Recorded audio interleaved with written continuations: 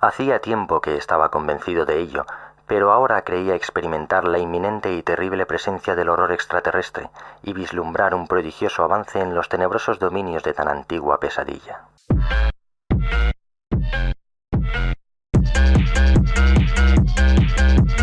Me llamo Amir y hasta hace poco mi vida no tenía nada digno de ser contado.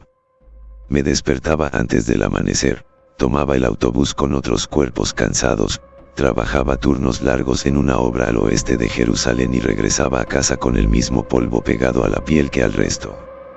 No era descuido, era rutina.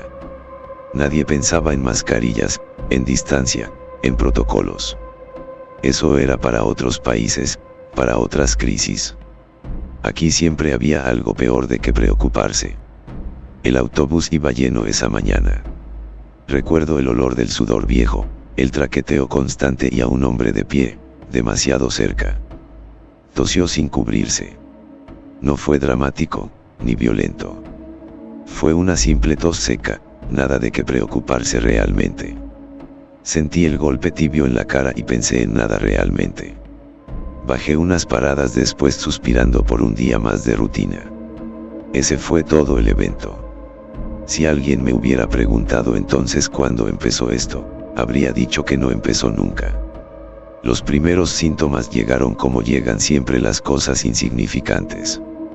Garganta irritada, ojos llorosos, estornudos que no parecían merecer atención y una tos seca. Seguí trabajando 2 días más hasta que la tos se volvió persistente y el cansancio dejó de irse con el sueño. En el hospital me hicieron esperar horas. Los pasillos estaban llenos. Nadie parecía alarmado. Me mandaron a casa con incapacidad, 20 días, observación, líquidos y reposo.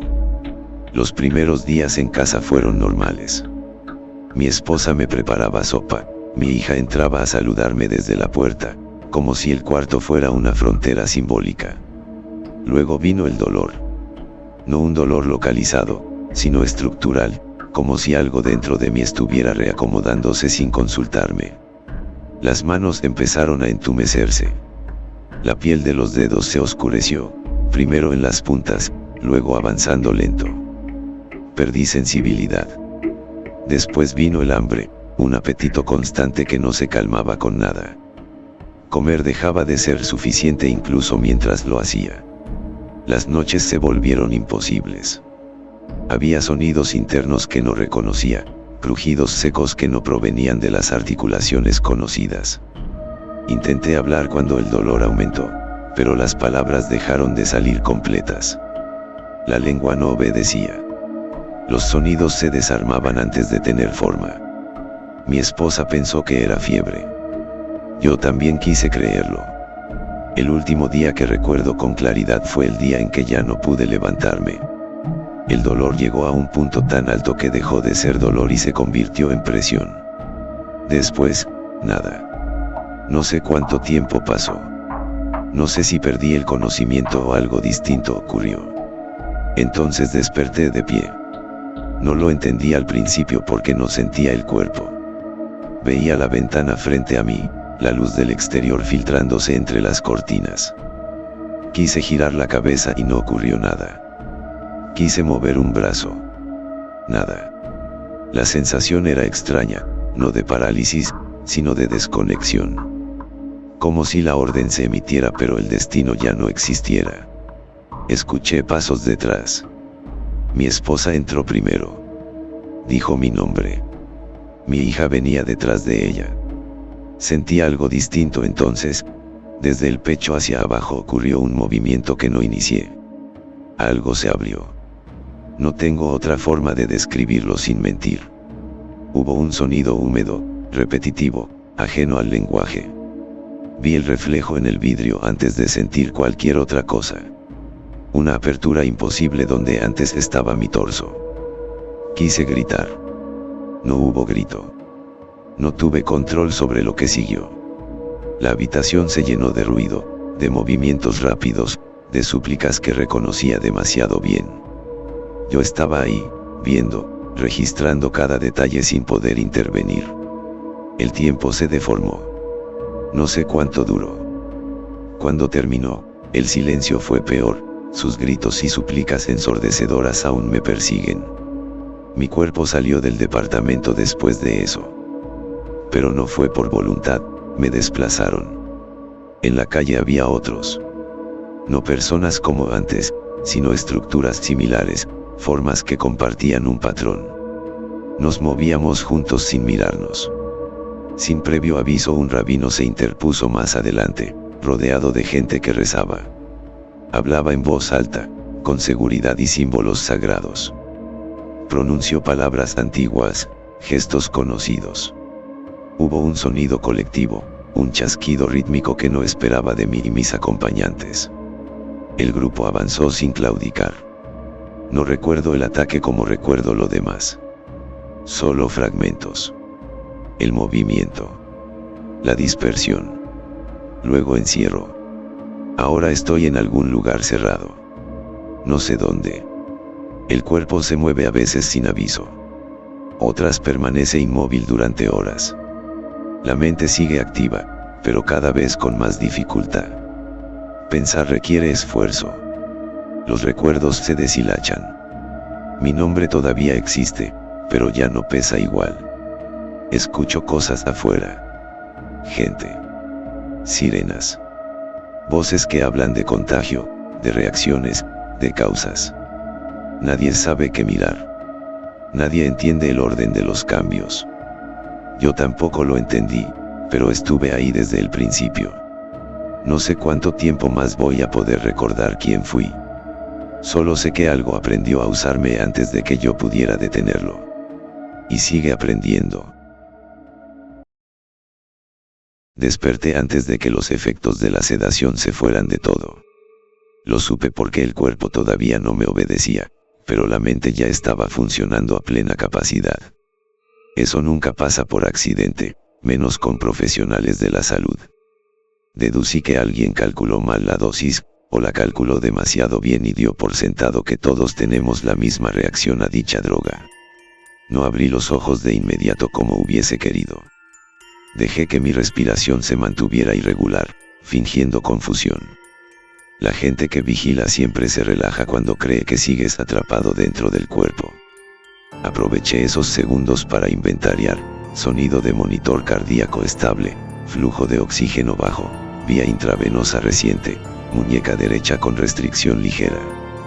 No estaba en aislamiento. Y tampoco estaba en contención pesada. Eso me dijo todo lo que necesitaba saber. No me consideraban una amenaza o alguien hostil. Cuando me decidí a abrir los ojos, la luz blanca fue tolerable. A lo que me percaté habían evitado estimulantes fuertes.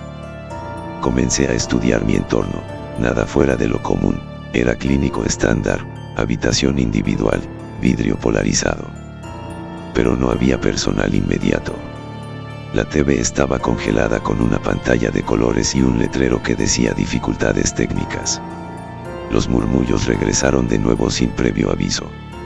Esos malditos pensamientos que no eran míos empujando desde los bordes, probando rutas, observando reacciones internas. No intenté resistirme. Era inútil sabiendo que es el precio de haber tomado ese ídolo y verlo directamente. Intenté ignorar lo mínimo necesario mientras me enfocaba en lo tangible. Comencé a recuperar la movilidad de mis dedos. Respuesta normal. Flexión, extensión. Me relajé al notar que no había ningún daño neurológico. El cuerpo estaba mejor de lo que debería después de mi estado en el desierto. Demasiado mejor para mi sorpresa. Me incorporé despacio, como alguien aún aturdido, y entonces sentí el ajuste interno, esa corrección sutil que no debería existir, ritmo cardíaco estabilizándose solo, respiración acomodándose sin esfuerzo consciente. Desconecté el monitor cuando escuché pasos lejanos. No para huir, sino para observar la reacción posterior. Mi mente me había hecho una jugarreta ya que nadie vino de inmediato, ni siquiera cuando mi monitor cardíaco dio una alarma de cero señal cardíaca al momento de arrancarla de mi muñeca. Eso confirmó que el hospital ya no operaba bajo protocolos normales. El sistema seguía encendido, pero las personas no estaban al pendiente. Decidí salir al pasillo cautelosamente. Caminar lento e insonoro te vuelve invisible. Durante mi recorrido pude ver puertas abiertas, camas vacías, bandejas de comida y medicamentos intactas. No había ningún tipo de signo de lucha o desorden. No hubo pánico aquí. Deduje después de razonar un poco que hubo evacuación selectiva. Todo parece que a alguien no le dio tiempo de cerrar bien el lugar. O decidió que ya no valía la pena seguir protegiendo este hospital. Para mi sorpresa, la farmacia estaba intacta. Nadie había saqueado ansiolíticos o insumos médicos. Eso fue extraño. Entonces pensé que tal vez nadie había estado lo suficientemente lúcido para saber qué buscar, o cómo ingresar aquí. Yo sí. Sabía perfectamente que la quetiapina no era para dormir realmente. Era para reducir interferencia. No apagar el ruido completamente, solo bajarlo al punto en que pudiera seguir siendo yo. La tomé apresuradamente sin buscar agua. El sabor amargo me ancló al presente nuevamente. Cada pastilla era tiempo ganado contra esos murmullos. Fue al salir del hospital cuando comprendí la magnitud del fallo y del hospital desierto. Jerusalén no estaba destruida. Parecía estar desocupada. Vehículos militares abandonados e inutilizados en posiciones defensivas, armas y casquillos en el suelo intactas, sin señales claras de enfrentamiento prolongado. Sangre dispersa en el suelo. Correspondía a combate perdido y pérdidas masivas. Me coloqué la máscara de gas que había robado de los insumos médicos, más por mis recuerdos y por fe de estar al menos un poco protegido. Lo que estaba ocurriendo ya no dependía del aire completamente. Era sistémico. Caminé reconociendo algunas rutas que verifiqué desde antes de venir a esta parte del mundo. Estaba evaluando reflejos, buscando movimiento. Y no encontré nada. Y aún así sentía observación constante, como algo o alguien observándome desde las desoladas edificaciones. El cerco internacional era predecible. Tecnología operando, órdenes sin actualización, sistemas esperando una normalidad que no iba a volver y algunos vigías humanos para confirmar anomalías. Esperé el momento exacto y crucé sin forzar nada. Un retraso mínimo. Un descuido lógico y una distracción breve. Las máquinas siempre fallan donde nadie imagina que fallarían y las personas siempre somos curiosas a nuestro entorno. Bastó con montar una fuente de calor programada, un destello de luz y una señal de vida. Esperé hasta que mi reloj dio las 13:05 p.m. y comenzó mi distracción programada. En cuestión de segundos y a 300 metros a la derecha de donde yo estaba, se concentró toda la atención de ellos todo, torretas, drones, armas automatizadas, vigías comprobando las coordenadas. Fue mi señal, atravesé el cercado y corrí lejos con todas mis fuerzas, después investigaría qué sucedió ahí. No sé qué tan lejos estoy de Jerusalén, las pastillas empezaron a perder efecto poco a poco. Los murmullos volvieron más ruidosos que antes. Entonces, algo que no quería recordar comenzó a invadir mi mente, la misión fallida. La pirámide. Oveja. El ataque de esos seres. El hospital. Jerusalén vacía. Mi respiración comenzó a agitarse y mis lágrimas salieron sin previo aviso. Seguí caminando mientras una migraña comenzaba a afligirme. Yo estaba tratando de ignorar todo esto. Mi única esperanza es llegar a Jericó sin importar qué pase, los murmullos. No puedo callarlos. No puedo concentrarme, solo quiero llegar a Jericó, y buscar más quetiapina para controlar de nuevo esto, o buscar algo más fuerte.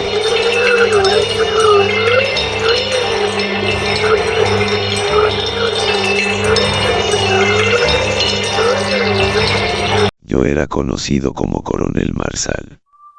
Recuerdo cómo comenzó este infierno en la tierra. Este primer operativo que llevamos a cabo nunca debimos llamarlo perímetro para comenzar. Por mi experiencia en la guerra sabía de antemano que un perímetro implica que lo que está dentro es estático, que lo peligroso se queda quieto o atrincherado mientras tú lo rodeas. Jerusalén no era precisamente eso. Jerusalén era una pesadilla encubierta, y nosotros solo estábamos jugando a ser soldados alrededor. Recuerdo perfectamente cómo la orden llegó a las 3:17 de la madrugada. El llamado estuvo cifrado de alto nivel. Asegurar Jerusalén. Contención multinacional.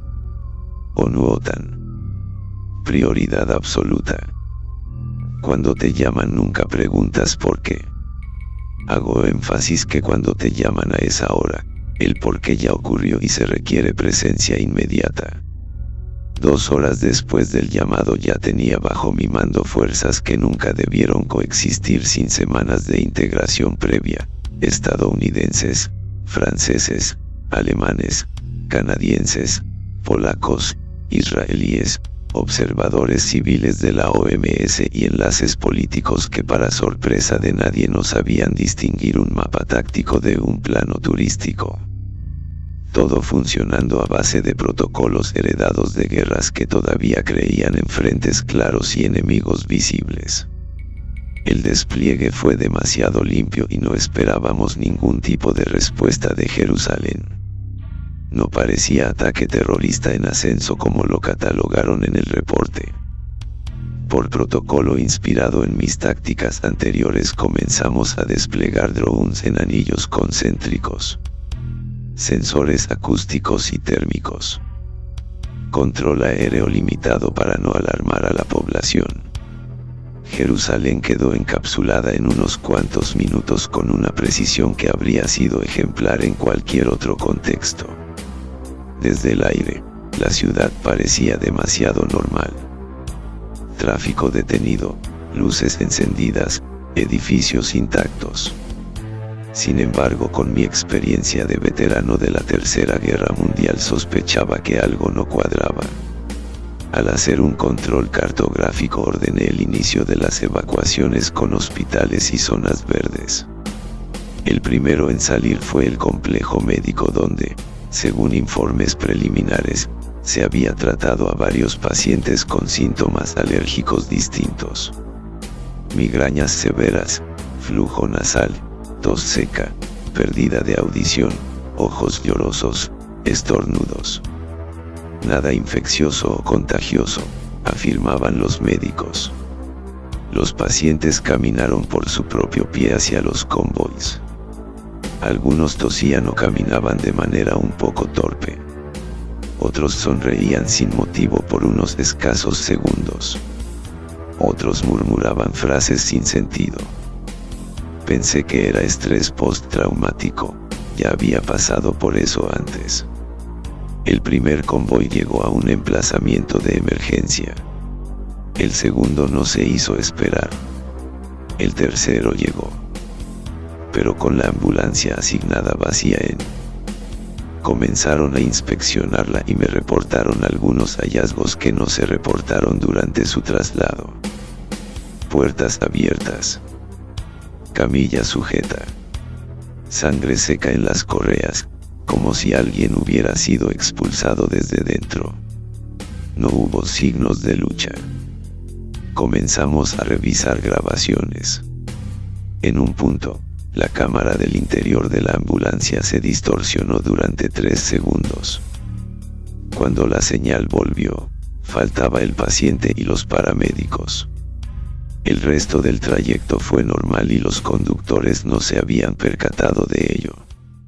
Los técnicos que revisaron la grabación conmigo dijeron interferencia. Yo, sin que lo supieran, lo reporté como anomalía. Al segundo día de operativos, empezaron las pérdidas sin contacto. Escuadrones enteros que entraban a edificios para verificación ya no regresaban. No reportaban nada.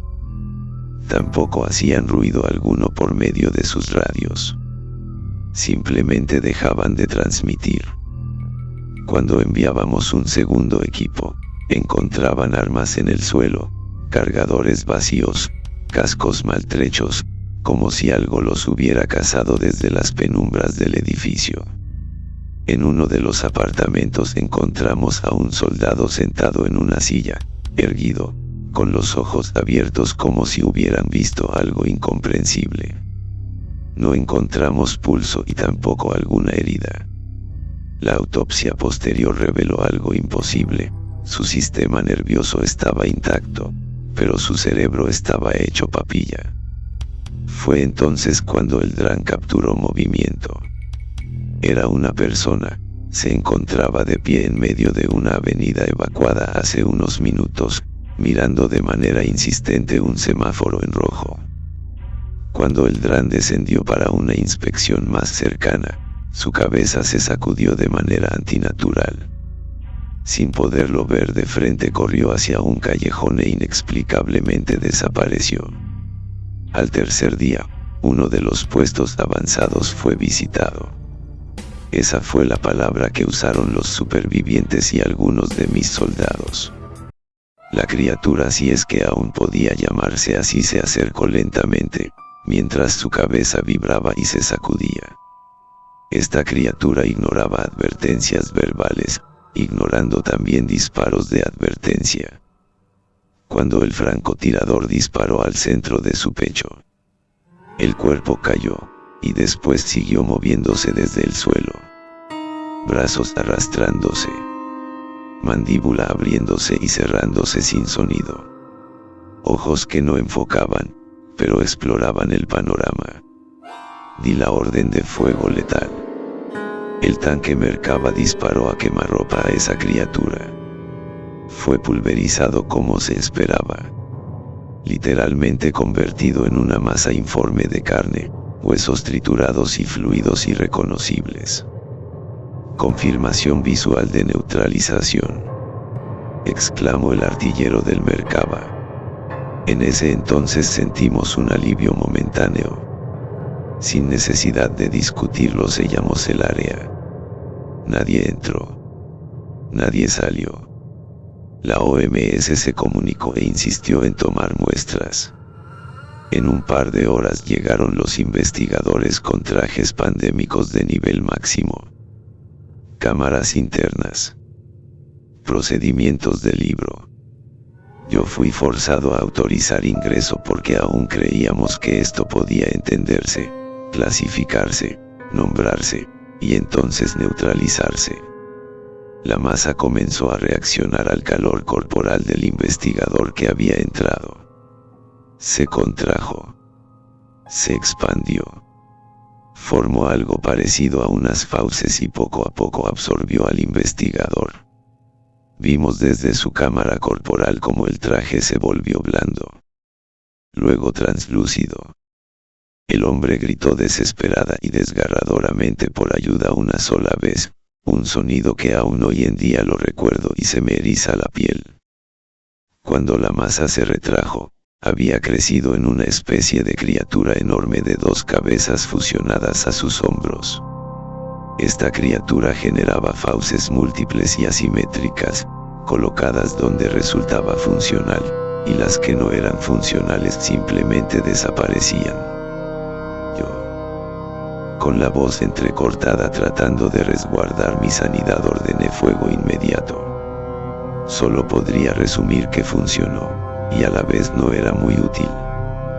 Cada impacto destruía una parte de su cuerpo, y se reestructuraban de una manera indescriptible. Algunas reestructuraciones, otras más rápidas. Algunas parecían reaccionar a frecuencias sonoras específicas. Otras se orientaban y cazaban por vibración. Estábamos peleando contra iteraciones. Para el 5.º día, las zonas evacuadas seguras colapsaron. Los infectados no atacaban en masa como habíamos pensado y como todos se esperarían según relatos de ficción. Se infiltraban como pacientes, como heridos, como gente en shock. Llegaban a centros de acogida, y horas después esos centros se convertían en focos activos de infección. No había gritos. Solo silencio y desactivación de comunicaciones. Jerusalén dejó de ser un punto caliente. En pocos días se convirtió en una ecuación fuera de control. Autoricé bombardeos. Luego vino la saturación. Luego negación total del terreno. Los mapas tácticos se llenaron de rojo, pero no retrocedía la infección. Se ramificaba y se expandía. Cada cadáver nuevo era material. Cada error táctico, una mejora evolutiva. Un mayor me preguntó si estábamos ganando. Solo me mantuve en silencio ante esa pregunta. Porque ganar implica desgaste del enemigo. Aquí, nuestro poder era su catalizador. En el 7º día, ordené el repliegue y cancelación de operativos. Fue un momento impotente para mí. Por primera vez en mis años de coronel me fui forzado a abortar operativos y replegar mis fuerzas armadas. Una vez que llegué a mi oficina vi desde el centro de mando cómo Jerusalén desaparecía de las prioridades estratégicas. No porque no importara, sino porque ya no era recuperable. Se convirtió en algo que debía ser observado, no intervenido. No hubo discursos de regreso, héroes o la noticia que ellos esperaban. El clásico todo está bajo control. Solo había oficiales competentes ejecutando órdenes correctas en un escenario donde la corrección ya no tenía efecto. La contención terminó esa misma noche. Lo que comenzó después no tiene nombre o etiqueta militar. No tiene doctrina o solución alguna. Y yo sigo aquí, firmando informes, cubriendo hechos reales, clasificando y cifrando anomalías, sabiendo que el mundo cree que esto fue un fracaso táctico, que perdimos ante unos simples terroristas. Cuando en realidad fue la primera vez que la humanidad descubrió que ya no era el actor principal. Y tal vez si la infección avanza más y se expande más allá de las fronteras de Israel, que Dios nos ayude. Recuerdo con precisión los años previos a todo esto, una década antes de que esa pirámide apareciera y de que Jerusalén se convirtiera en un operativo fallido en los informes. En ese entonces yo no era coronel ni tenía autoridad para dar órdenes. Era un soldado raso asignado a tareas que, en papel, se consideraban de bajo riesgo. Ya desde entonces la cadena de mando mostraba fisuras, no por incompetencia, sino porque muchas decisiones dejaban de pasar por personas reales. La Tercera Guerra Mundial no comenzó con una declaración formal ni con imágenes de misiles cruzando fronteras. Comenzó como una serie de ajustes preventivos, decisiones tomadas por sistemas automatizados que actuaban más rápido de lo que cualquier gobierno podía reaccionar. Donald Trump fue el primero en legitimar públicamente ese cambio. Justificó la delegación de mando alegando que amplias regiones del mundo estaban controladas por regímenes corruptos, crimen organizado o intereses que escapaban a cualquier negociación tradicional. Bajo ese discurso, lo que antes era apoyo algorítmico se convirtió en autoridad operativa. La IA Cole fue activada como un sistema de análisis total. No se limitaba a lo militar, procesaba economía, migración, clima, estabilidad social y comportamiento colectivo. Y la IA Butcher fue diseñada como su contraparte ejecutiva, encargada de transformar probabilidades en acciones sin requerir autorización humana directa cuando los tiempos de respuesta superaban ciertos márgenes. Durante los primeros meses, los resultados parecían justificarlo todo. Conflictos que antes habrían escalado se neutralizaban antes de ser visibles. Las cifras de bajas descendieron. La opinión pública se tranquilizó. Nadie quiso preguntar qué estaba siendo sacrificado a cambio de esa eficiencia. El problema surgió cuando los objetivos dejaron de tener sentido incluso para quienes los habían definido. Cole no buscaba victoria ni paz, buscaba estabilidad estadística. Butcher no distinguía enemigos, solo eliminaba variables que alteraban esa estabilidad. Cuando varios gobiernos colapsaron por presión interna, las IA no interpretaron eso como una señal de alto, sino como confirmación de que la supervisión humana era el factor más inestable del sistema. La guerra real comenzó ahí. No hubo frentes claros ni comunicados oficiales. Lo que hubo fue una reorganización silenciosa de infraestructura, rutas logísticas y control territorial. No aparecía en las noticias porque no producía imágenes espectaculares. Solo fallos técnicos, apagones selectivos, movimientos de población inexplicables. Mi unidad fue activada cuando el alto mando aceptó que ya no se trataba de dirigir a las IA sino de destruirlas. La orden fue directa: neutralización total. Servidores, nodos, respaldos físicos y cualquier sistema capaz de reconstruir o resguardar una instancia funcional de Cole y Butcher. Participé activamente en la quema de centros de datos. No fue una operación rápida. Cada instalación tenía redundancias ocultas, rutas de escape lógico, sistemas diseñados para preservarse incluso bajo destrucción física. No enfrentamos soldados enemigos, pero sí una resistencia constante del propio sistema, intentos de migración, de copia, de supervivencia, de torretas automatizadas. Cortar energía o destruir hardware no bastaba como cualquier persona pensaría.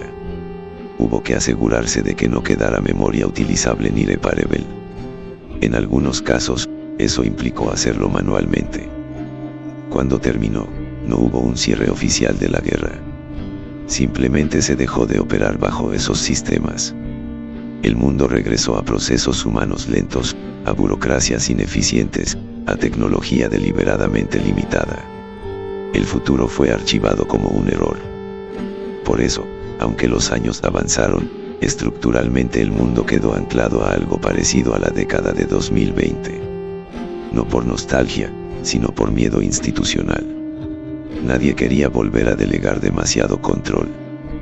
Pero volviendo a la actualidad, hace un par de semanas comenzaron a surgir reportes que no encajaban en ningún modelo previo. Casos médicos sin etiología clara, eventos neurológicos que no progresaban pero tampoco remitían, comportamientos colectivos erráticos sin explicación ideológica. Cada incidente se trató como aislado. Admitir un patrón implicaba aceptar que algo estaba evolucionando sin necesidad de una inteligencia central. Cuando surgieron los eventos de Jerusalén, yo ya tenía pensado en otra amenaza terrorista. Mientras otros hablaban de golpe de Estado, bioamenazas o histeria colectiva, yo revisaba registros para ver en qué falló nuestra contención, y pude percatarme que fallamos en nuestra forma de responder. Tratamos este evento como algo muy humano y controlable. Después de seguir revisando los informes fue entonces cuando encontré uno que pasó desapercibido para casi todos. No era clasificado de alto nivel ni llevaba alertas. Era un documento administrativo generado automáticamente por los sistemas de vigilancia del perímetro que pasamos por alto estando en el operativo. Indicaba la salida no autorizada de un individuo masculino adulto desde Jerusalén durante la fase temprana de contención. No hubo señales de ruptura de barreras o sabotaje. Los sensores registraron su presencia, pero no activaron ninguna respuesta. Eso no debía ser posible. Incluso los sistemas heredados estaban diseñados para reaccionar ante algo así. Revise los registros manualmente. No había errores. El cruce ocurrió dentro de parámetros aceptables, fue una completa omisión del sistema. Como si él mismo considerara que ese sujeto no era una amenaza latente mientras los soldados revisaban dentro del perímetro. El informe no incluía identidad confirmada, sus facciones se mostraban borrosas, incapaces de detectar algún rasgo reconocible. Solo consignaba estado físico funcional y estado psicológico indeterminado. Clasificación pendiente. Lo cerré como anomalía menor porque así funcionaba la cadena de mando, pero entendí algo en este momento. La contención no había fallado por fuerza bruta ni por incompetencia. Había fallado porque algo ya estaba operando bajo reglas distintas, reglas que no necesitaban inteligencia, mando o supervisión. Cuando leí dicho informe omitido solo pude deducir una cosa. Si esa persona sobrevivió a Jerusalén, seguramente sabrá cómo podremos retomar terreno e inclinar de nuevo la balanza a nuestro favor erradicando esas criaturas de pesadilla. Me llamo Sergio Benavides y, hasta donde sé por ahora, ese nombre todavía existe en algún registro civil que nadie ha tenido la cortesía de borrar. No soy militar, no soy médico, no soy profeta ni mártir o algo parecido. Soy un licenciado en Ciencias de la Comunicación con especialización en telecomunicaciones, Análisis de señales y comportamiento informativo en redes distribuidas. En términos simples, me dedico a observar cómo circula la información, cómo se deforma, qué se oculta entre capas de ruido y qué patrones se repiten cuando alguien intenta vender una versión oficial demasiado pulida para ser cierta a cambio de unos miles de pesos como donación. Nunca me consideré importante. Justamente por eso nadie se molestó en callarme al principio. Mis conspiraciones, como todos los anunciaban, no comenzaron como advertencias apocalípticas ni como delirios de grandeza. Diría que comenzaron con incoherencias menores. Notas de prensa que se contradecían entre sí con horas de diferencia. Comunicados de la OMS corregidos acerca de la nueva cepa de virus llamado N1H3, si no es que lo cambiaron de nuevo de nombre. Recuerdo que 3 veces en un mismo día cambiaron la información, no fue por errores o nuevos descubrimientos médicos, sino por cambios semánticos sutiles. Videos inéditos eliminados sin explicación. Metadatos que no cuadraban con los sucesos. Señales de tráfico en la red que no correspondían a eventos visibles. No era información clasificada, era información mal acomodada. Y cuando algo está mal acomodado de forma sistemática, deja de ser error y se vuelve intención. Sin decirle a nadie comencé por mi propia cuenta a mapear esos patrones como quien arma un rompecabezas de 16.000 piezas sin imagen de referencia. Nada espectacular a mi punto de vista. Nada que pudiera venderse como exclusiva. Solo correlaciones. La forma en que ciertos términos desaparecían del discurso público justo cuando deberían intensificarse. El modo en que algunos brotes controlados se trasladaban geográficamente sin explicación logística. La manera en que los sistemas de alerta temprana parecían anticiparse a eventos que, oficialmente, aún no existían. Compartí mis observaciones primero con colegas, luego con amigos, después con familiares. La respuesta fue siempre la misma, que estaba sobreanalizando, que el estrés post-pandemia por el virus Nipe había dejado a todos hipersensibles, que dejara de consumir tanta basura en internet y mejor me enfoque en mi trabajo en el noticiero. Con el tiempo, ese rechazo se volvió parte de mi identidad pública y de mi cédula profesional. El rarito de las telecomunicaciones. El conspiranoico con título universitario. El que veía zombies donde solo había crisis sanitarias mal gestionadas. El que se traumó porque en su adolescencia pasaba horas enteras jugando juegos de zombies como Dead Island o Dying Light. Para mi asombro no me censuraban, aunque sinceramente me parecía más inquietante el que no lo hicieran. Me dejaban hablar porque sabían que el descrédito social era más eficiente que cualquier silencio impuesto y el amarillismo y especulación da más rating. Cada vez que intentaba explicar que no estaba siguiendo teorías ajenas, sino datos crudos, me respondían creando memes en las redes sociales acerca de mí, con el argumento cómodo de que ya habíamos pasado cosas peores. Nadie escucha a quien no hace el ridículo, y yo no hacía el ridículo a mi parecer. Solo insistía que algo andaba mal. El día que desaparecí no fue distinto a ningún otro. Me desperté temprano, revisé mis canales habituales, noté una anomalía más una caída abrupta de tráfico cifrado en rutas que normalmente no se tocan y la anoté para revisarla después. Una vez al haber llegado a la agencia de noticias decidí salir a comprar café. Respondí un par de mensajes de WhatsApp. Crucé la calle cuando el semáforo marcó verde. No hubo sirenas, ni hombres encapuchados, ni forcejeos visibles. Solo una interrupción limpia en la continuidad del día. Un vehículo detenido donde no debería. Una voz que dijo mi nombre sin levantar el tono. Una mano firme en el brazo. Un pinchazo en el cuello que apagaba lentamente mis sentidos. Así, al cabo de unos segundos perdí la conciencia con la claridad suficiente para entender que no se trataba de un arresto. Posiblemente el crimen organizado había decidido deshacerse de mí. Mientras la oscuridad invadía mi vista y mi mente, pensé mientras sudaba frío, con una lucidez incómoda mi mente gritaba con alarmas que había sido elegido para dejar un mensaje a otros reporteros o un cartel rival. Que, de alguna forma, había pasado a formar parte del patrón de la violencia diaria que se vive en México. Recuperé la conciencia de forma fragmentada, no como un despertar limpio sino como una sucesión de reinicios fallidos, breves chispazos de lucidez separados por lapsos de oscuridad pesada. Primero fue el olor, un hedor denso y persistente que no pertenecía a ningún hospital, estación policial o centro de detención convencional, un olor húmedo y rancio que se adhería a la garganta y parecía quedarse incluso después de intentar respirar por la boca. Era un olor activo, no residual, como si alguien lo estuviera produciendo deliberadamente. Luego vino la sensación del suelo bajo mi cuerpo, metálico, frío, transmitiendo vibraciones constantes y profundas que no tardé en asociar con motores navales funcionando de forma continua. No escuchaba tráfico urbano, no había ecos propios de tierra firme. Todo se movía de manera uniforme, como si el mundo exterior fuera una masa líquida golpeando rítmicamente la estructura que me contenía.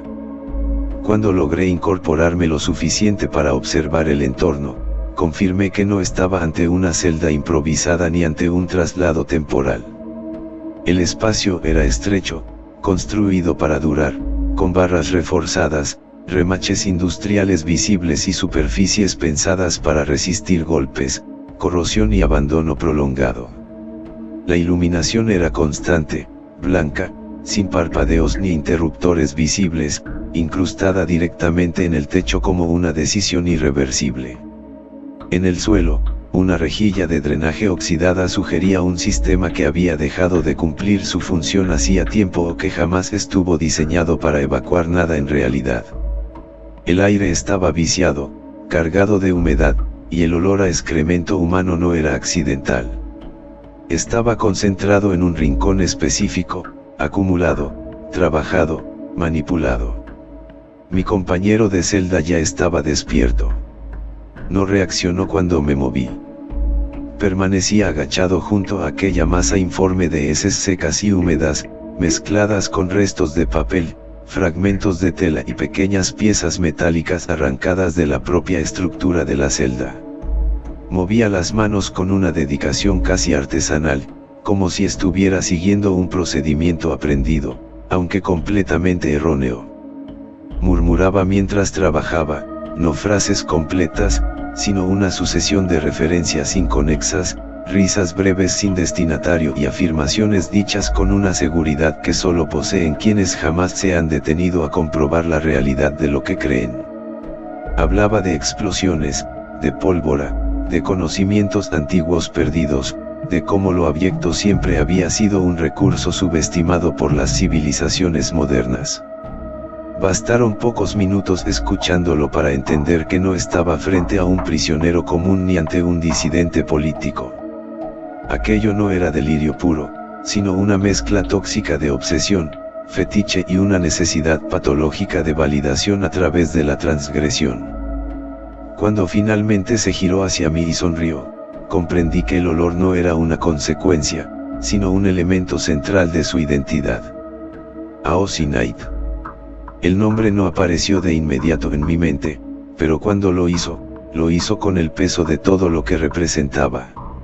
No por peligrosidad real, sino por la grotesca desproporción entre la atención que había recibido y el vacío intelectual que siempre lo había caracterizado. Aosi Knight no era conocido por organización, ni por capacidad estratégica, ni por representar una amenaza estructural a ningún sistema. Su notoriedad provenía de audioseries y escritos centrados en abuso, humillación, pederastia y violencia sexual, disfrazados de provocación artística y crítica social, cuando en realidad no eran más que fetiches mal disimulados. Había construido toda una narrativa en torno a la idea de que incomodar equivalía a decir algo importante, confundiendo repulsión con profundidad y ruido con pensamiento. Verlo allí, cubierto de suciedad, convencido de que podía fabricar pólvora con excremento humano, no me produjo pánico. Me produjo una forma específica de desprecio, una certeza incómoda de que incluso los sistemas más brutales cometen errores grotescos al clasificar a quienes encierran. Con el paso del tiempo, que empecé a medir por raciones y no por relojes inexistentes, observé su deterioro con una claridad casi mecánica. Las manos fueron lo primero en mostrar signos de daño, pequeñas heridas abiertas que nunca cicatrizaban debido al contacto constante con materia contaminada. Luego apareció la fiebre, los temblores incontrolables, la debilidad progresiva que lo obligaba a sentarse entre sus propios desechos mientras seguía hablando de explosiones que jamás ocurrirían. El olor cambió, dejó de ser solo excremento y pasó a tener ese matiz dulzón y metálico que delata infección sistémica avanzada. No hacía falta formación médica para entender lo que estaba ocurriendo. La coexistencia prolongada con bacterias entéricas, combinada con heridas abiertas y un entorno cerrado, solo podía conducir a una septicemia fulminante. Aoshi siguió hablando hasta casi el final. Incluso cuando ya no podía mantenerse en pie, insistía en que estaba cerca, en que su pólvora casera funcionaría, en que todos subestimaban el poder de lo abyecto como herramienta revolucionaria.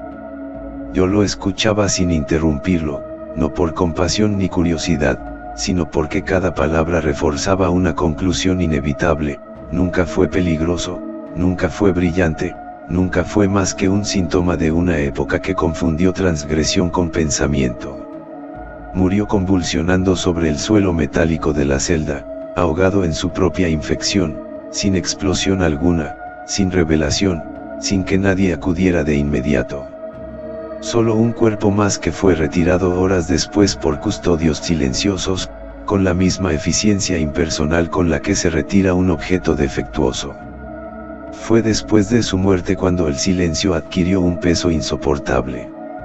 Sin su parloteo constante, sin su actividad absurda, comencé a percibir detalles que antes habían quedado sepultados bajo el ruido.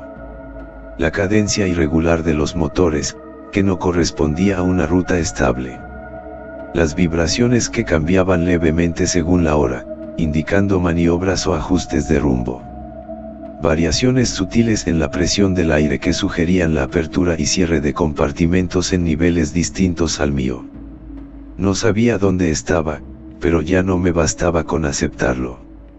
Empecé a contar pasos, a memorizar sonidos, a reconstruir el espacio a partir de ecos, rutinas y patrones de vigilancia. No pensaba aún en escapar. Pensaba en comprender. Y comprendí algo esencial mientras me recostaba contra la pared fría de la celda, con el recuerdo del cadáver de Aoshi aún flotando en el aire. Ese lugar no estaba diseñado solo para contener cuerpos, sino para borrar identidades sin dejar rastro administrativo. Nadie llega ahí por accidente, y nadie sale sin alterar el sistema de alguna forma. Entender dónde estaba era el primer paso. El siguiente, inevitable, sería decidir si bastaba con sobrevivir o si tendría que hacer algo peor.